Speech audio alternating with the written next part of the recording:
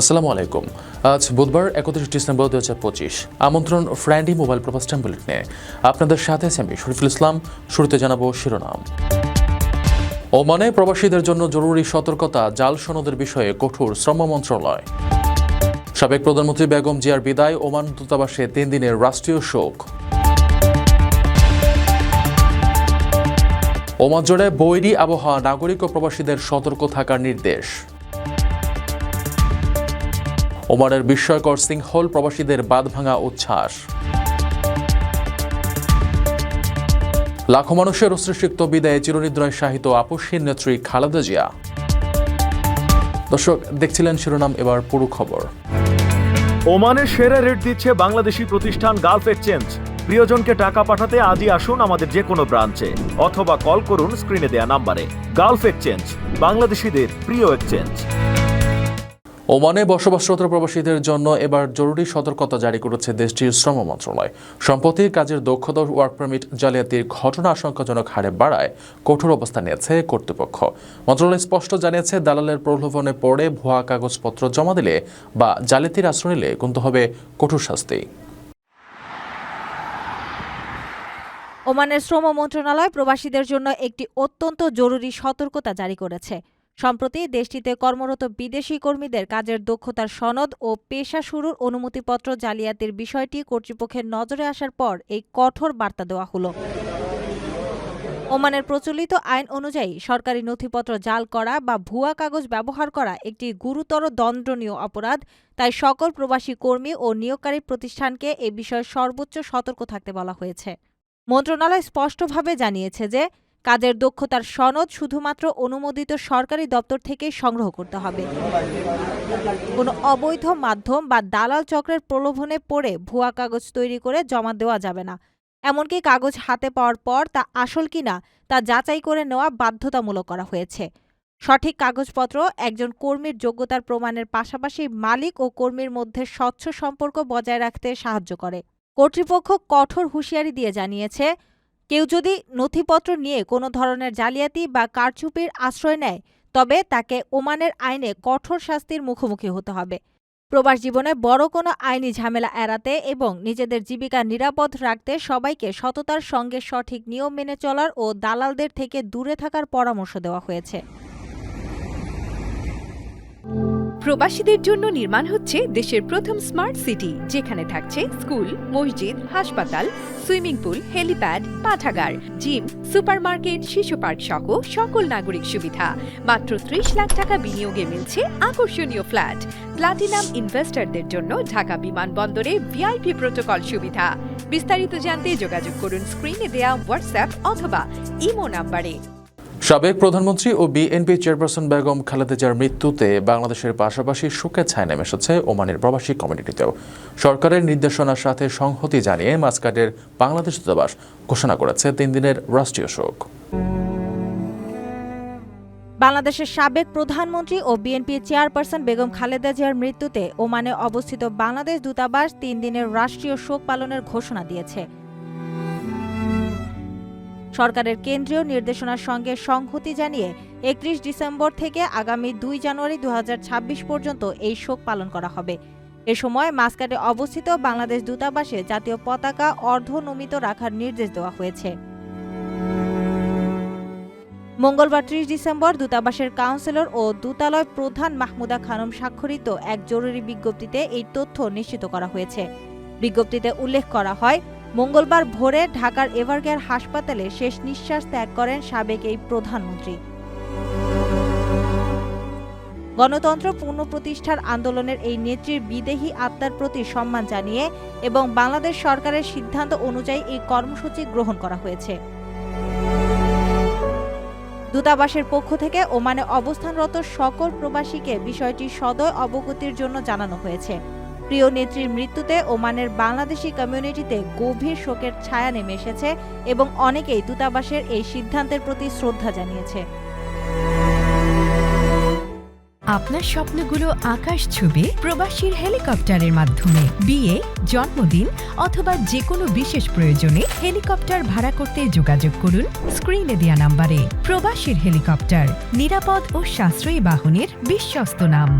হঠাৎ করেই ওমানের আবহাওয়ায় দেখা দিয়েছে বড় ধরনের বিপর্যয়। প্রবল বাতাসের তোড়ে উত্তাল হয়ে উঠেছে সমুদ্র। এদিকে বিভিন্ন এলাকায় ধূলিঝড়ের কারণে জনজীবনে নেমে এসেছে ভোগান্তি। এমন পরিস্থিতিতে সমুদ্র তীরবর্তী এলাকা এড়িয়ে চলার পাশাপাশি সর্বোচ্চ সতর্কতা অবলম্বনের নির্দেশ দিয়েছে প্রশাসন। ওমানের আবহাওয়ায় হঠাৎ বড় ধরনের অবনতি দেখা দিয়েছে। প্রবল উত্তর পশ্চিমী বাতাসের প্রভাবে সমুদ্র উত্তাল হয়ে ওঠায় রাজধানী মাস্কাটের মাত্রা কর্নিশ এলাকায় জলোচ্ছ্বাস সৃষ্টি হয়েছে। বাতাসের তীব্রতায় সাগরের ঢেউয়ের উচ্চতা এতটাই বৃদ্ধি পেয়েছে যে তা সরাসরি কর্নিশের মূল রাস্তার উপর আছড়ে পড়ছে। এই দুর্যোগপূর্ণ বাতাসের প্রভাব কেবল সমুদ্রেই সীমাবদ্ধ নেই, বার্কা এবং সোক এলাকাতেও এর বিরূপ প্রভাব পড়েছে। বাতাসের তোড়ে এসব অঞ্চলে ধূলিঝড়ের মতো ঘোলাটে পরিবেশ সৃষ্টি হয়েছে, যার ফলে সাধারণ মানুষের চলাচলে বিঘ্ন ঘটছে এবং জনজীবনে ভোগান্তি নেমে এসেছে। দৃশ্যমানতা কমে যাওয়ায় গাড়ি চালকদের সাবধানে চলাচলের পরামর্শ দেওয়া হয়েছে। এমন পরিস্থিতিতে প্রশাসন নাগরিক ও প্রবাসীদের সর্বোচ্চ সতর্কতা অবলম্বনের আহ্বান জানিয়েছে।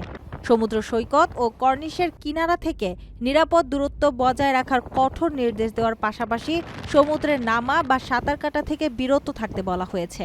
নিরাপত্তার স্বার্থে প্রয়োজন ছাড়া বাইরে বের না হওয়ার এবং আবহাওয়া অধিদপ্তরের পরবর্তী নির্দেশনা মেনে চলার পরামর্শ দেওয়া হয়েছে। আকর্ষণীয় রেট ও দারুণ সব ডাটা বান্ডেল পেতে আজই ব্যবহার করুন ফ্রেন্ডলি সিম। ওমানের দোফার প্রদেশে প্রকৃতির এক অবিশ্বাস্য সৃষ্টি তেক সিংহল। বিশ্বের তৃতীয় বৃহত্তম এই গহ্বর দেখতে জাবাল সামহান পর্বতে প্রবাসী বাংলাদেশিদের ঢল। জসিমউদ্দিনের পাঠানো তথ্য ও ভিডিও চিত্রে দেখুন বিস্তারিত প্রতিবেদনে। ওমানের দোফার প্রদেশের জাবাল সামহান পর্বতের কোলে লুকিয়ে থাকা প্রকৃতির এক অবিশ্বাস্য সৃষ্টি তেক সিংহল দেখতে ভিড় জমিয়েছেন অসংখ্য প্রবাসী বাংলাদেশি। বিশ্বের তৃতীয় বৃহত্তম এবং 211 মিটার গভীর এই ভূতাত্ত্বিক বিষয়টি বর্তমানে প্রবাসীদের কাছে অন্যতম জনপ্রিয় পর্যটন কেন্দ্রে পরিণত হয়েছে। প্রবাস টাইমের প্রতিনিধি জসিমউদ্দিনের পাঠানো প্রতিবেদনে উঠে এসেছে প্রবাস জীবনের ক্লান্তি ভুলে বাংলাদেশিদের আনন্দ উদযাপনের এক জীবন্ত চিত্র। সালালাহ থেকে কিছুটা দূরে অবস্থিত ওমানের রুক্ষ পাথুরে পাহাড়ের মাঝে এই প্রকাণ্ড গহ্বরটি অবস্থিত। সরেজমিনে দেখা যায় ছুটির দিনে দল বেঁধে ছুটে আসা প্রবাসীরা সেখানে মেতে ওঠেন অনাবিল আনন্দে। আকাশ থেকে তারা পুরো পাহাড় নদী হয়ে গেছে। কেউ বিশাল গহ্বরের কিনারায় দাঁড়িয়ে ছবি তুলছেন, আবার কেউ বা প্রকৃতির এই নীরবতা উপভোগ করছেন। কর্মজীবনের শত ব্যস্ততা আর মানসিক চাপ পেছনে ফেলে এই ভ্রমণে এসে অনেকেই আবেগে আপ্লুত হয়ে পড়েন। এখানে সারা বিশ্ব থেকে লোক আসে এই সিঙ্গল এইটা দেখা যায়, এটা তারা খুশি সামান্য তারা খুশি পড়ে এটা হয়েছে গর্ত হয়েছে। এখানে এসে ভিজিটররা অনেক আনন্দ পায় সুইমিং করে। আমরাও মাস্কাট থেকে প্রায় 200 কিলোমিটার দূরে এসে আমরা অনেক এনজয় ফিল করছি। আর প্রবাস টাইম জসিম ভাইকে আমি ধন্যবাদ জানাই এই সুন্দর একটা লোকেশন তুলে ধরার জন্য। এবং আমাদের বাংলাদেশি যারা আছে মাস্কাটে, কেউ যদি এই এরিয়াতে ভিজিট করতে আসেন তাহলে অবশ্যই এখানে আসবেন। খুবই সুন্দর একটা প্লেস। শুনে আসতেছি এখানে আপনার স্টার পড়ছে বলে, এর জন্য এই জায়গাটা সবাই বলে স্টার পড়ছে, নাম শৃঙ্খল। সবাই আসে ঘুরতে, পর্যটক অনেক আসে, সবাই এখানে গোসল টোসল করে এনজয় করে দেখতে আসে। ঘুরতে আসা প্রবাসীরা জানান, দেশের মাটি ও স্বজনদের ছেড়ে দূরে থাকার কষ্ট কিছুটা সময়ের জন্য হলেও ভুলিয়ে দিয়েছে তেক সিংহলের এই জাদুকরী সৌন্দর্য। মূলত ছুটির দিনগুলোতে এখন এই স্থানটি প্রবাসী বাংলাদেশিদের মিলন মেলায় পরিণত হয়। বাংলাদেশের রাজনীতির আপসহীন নেত্রী বেগম খালেদা জিয়া চিরনিদ্রায় শায়িত হলেন। বুধবার বিকেলে চন্দ্রিমা উদ্যানের স্বামী শহীদ রাষ্ট্রপতি জিয়াউর রহমানের কবরের পাশে পূর্ণ রাষ্ট্রীয় মর্যাদায় তাকে দাফন করা হয়। এর আগে সংসদ ভবনের দক্ষিণ প্লাজায় অনুষ্ঠিত জানাজায় অংশ নেন লাখো মানুষ। আমি যেমন থাকি, যেখানেই থাকি, যতক্ষণ বেঁচে থাকবো দেশবাসীকে ছেড়ে যাব না। বাংলাদেশের রাজধানীর মুকুটহীন সম্রাজ্ঞী এবং আপসহীন নেত্রী খ্যাত সাবেক প্রধানমন্ত্রী ও বিএনপি চেয়ারপারসন বেগম খালেদা জিয়া চিরনিদ্রায় শায়িত হলেন। আজ বুধবার বিকেলে রাজধানীর শেরেবাংলা নগরে চন্দ্রিমা উদ্যানে স্বামী শহীদ রাষ্ট্রপতি জিয়াউর রহমানের কবরের পাশে তাকে রাষ্ট্রীয় মর্যাদায় দাফন করা হয়। এর মধ্য দিয়ে বাংলাদেশের রাজনৈতিক ইতিহাসের এক বর্ণাঢ্য ও দীর্ঘ অধ্যায়ের পরিসমাপ্তি ঘটল। গতকাল মঙ্গলবার ৩০ ডিসেম্বর সকালে রাজধানীর এভারকেয়ার হাসপাতালে চিকিৎসাধীন অবস্থায় ৮০ বছর বয়সে তিনি শেষ নিঃশ্বাস ত্যাগ করেন। দীর্ঘদিন ধরে তিনি লিভার সিরোসিস, হৃদরোগ, কিডনি ও ফুসফুসের জটিলতা সহ ডায়াবেটিস ও আর্থ্রাইটিসে ভুগছিলেন। জাতীয় সংসদ ভবনের দক্ষিণ প্লাজায় বেগম খালেদা জিয়ার নামাজে জানাজা অনুষ্ঠিত হয়। জানাজায় অংশ নিতে সকাল থেকে মানিক মিয়া এভিনিউ ও এর আশেপাশের এলাকায় লাখো মানুষের ঢল নামে। দলমত নির্বিশেষে সাধারণ মানুষ, রাজনৈতিক নেতাকর্মী এবং শুভানুধ্যায়ীদের উপস্থিতিতে পুরো এলাকা জনসমুদ্রে পরিণত হয়। জানাজার ইমামতি করেন বিশিষ্ট আলেমে দ্বীন জাতীয় মসজিদ বায়তুল মোকাররমের খতিব মুফতি আব্দুল মালেক। আসসালামু আলাইকুম ওয়া রাহমাতুল্লাহ। আসসালামু আলাইকুম ওয়া রাহমাতুল্লাহ। জানাজায় অন্তর্বর্তীকালীন সরকারের প্রধান উপদেষ্টা ডক্টর মোহাম্মদ ইউনূস, বিভিন্ন রাজনৈতিক দলের শীর্ষ নেতা, সশস্ত্র বাহিনীর প্রধানগণ এবং ঢাকায় নিযুক্ত বিভিন্ন দেশের কূটনীতিকরা অংশ নেন। জানাজা শেষে কফিনে জাতীয় পতাকা মুড়িয়ে তাকে গার্ড অব অনার প্রদান করা হয়। এরপর রাষ্ট্রপতি, প্রধান উপদেষ্টা ও ৩ বাহিনীর পক্ষ থেকে শ্রদ্ধা নিবেদন করা হয়। বিকেল ৪টার দিকে কফিন নিয়ে যাওয়া হয় চন্দ্রিমা উদ্যানে। সেখানে স্বামী জিয়াউর রহমানের কবরের পশ্চিম পাশে তাকে সমাহিত করা হয়। দাফন শেষে দেশ ও জাতির কল্যাণ এবং মরহুমার আত্মার শান্তি কামনা করে বিশেষ মোনাজাত করা হয়।